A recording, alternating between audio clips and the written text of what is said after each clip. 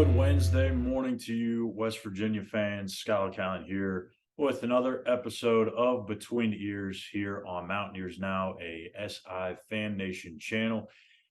Today we're going to talk a little bit about Jesse Edwards. Obviously, West Virginia picked up him in the transfer portal here recently and is arguably one of the biggest transfers in all of college basketball. We're going to dive into a little bit of how he's going to impact West Virginia this upcoming season. The interesting thing about Jesse, I actually pointed this out before he committed, talking about if he were to commit, he would have been the only player. There wouldn't be anybody that compares to him in West Virginia history, because you go back since the shot block, excuse me, since the blocked shot has become a stat, all the way back in like 1983, I believe. Can't find the year now. Of course, I just had it up on my phone here, but I think it was like 1983 or somewhere around that ballpark when the block shot became a stat.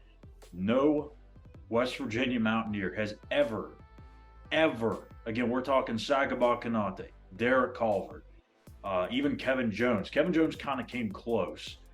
All of these big, really good time, all these big time bigs that West Virginia's had, not one of them has recorded over 10 points, over 10 rebounds, and over 2 blocks per game in a single season.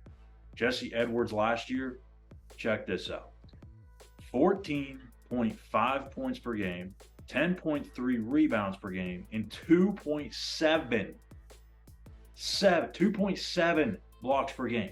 Almost 3 blocks a game.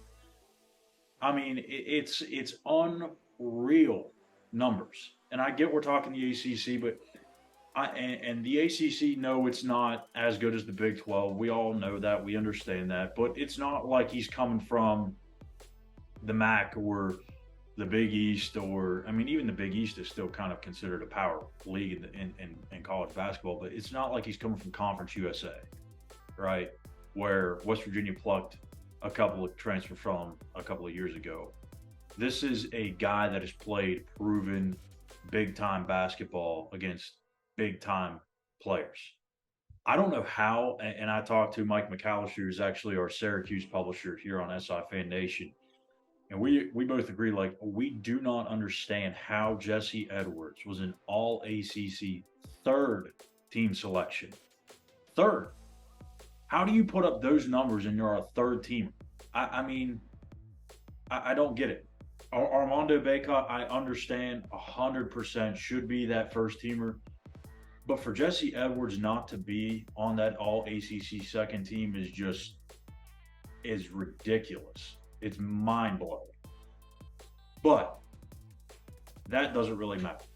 How he helps this West Virginia team, well, first and foremost, he's going to help be a rim protector. And I think everyone's going to look at the scoring ability, which is there.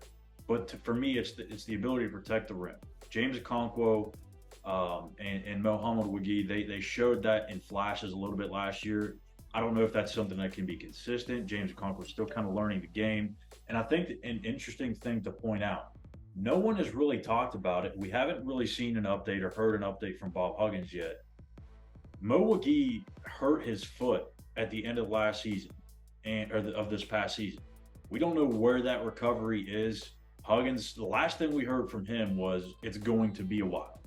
So take that for what you will.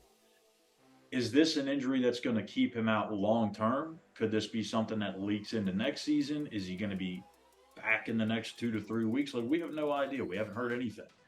And that's probably going to stay fairly quiet until we get everyone back on campus. So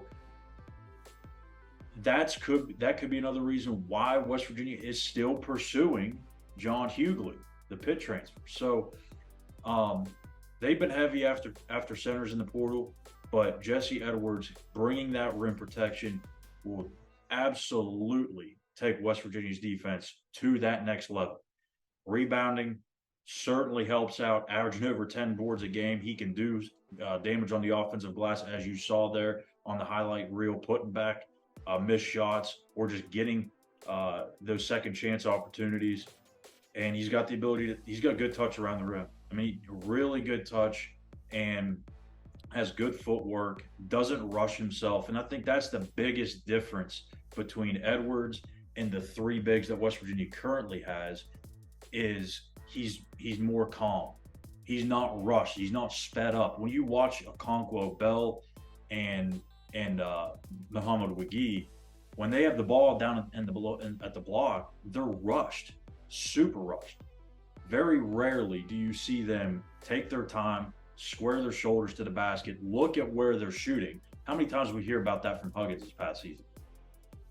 I mean, he's like, we've got guys that don't even look at where they're shooting. I mean, it is kind of hard to make a shot when you have no idea where the ball's going. Jesse Edwards, he knows where it's going. He's got really good form, good touch, good footwork, and does a really good job of playing above the rim. So that all brings us to what does West Virginia's ceiling look like with Jesse Edwards? If I'm being realistic, this is a team that can compete for a top 3 spot in the Big 12 regular season. I don't know if they're quite to the level of Kansas just yet. There's obviously some hurdles that they've got to get through for that. I think they have to add probably, either another. If they want to take that next step, it's going to have to be either a Okonkwo, Bell, or Wagi have to take that next step as a big, or they're going to have to go get a John Hughley. They're going to have to add maybe one more veteran guard. And then two, it's going to be, what are they going to get from that wing position? Because Jose Perez is probably, as of right now, going to be in the starting 5 as your 3.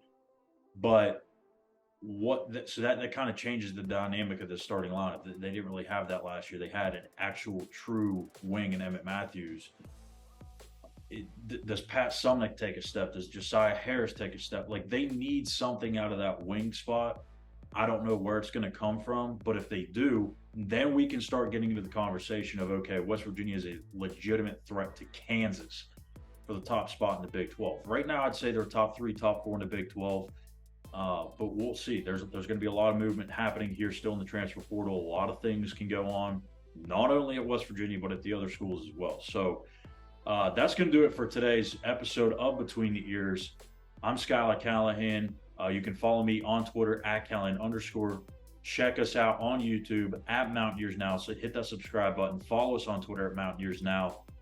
West Virginia Pitt baseball later today. Christopher Hall, our co-publisher, and Julia Mellett will be on hand to cover that for you at PNC Park. West Virginia Pitt, I believe the first pitch is set for 6:30 p.m.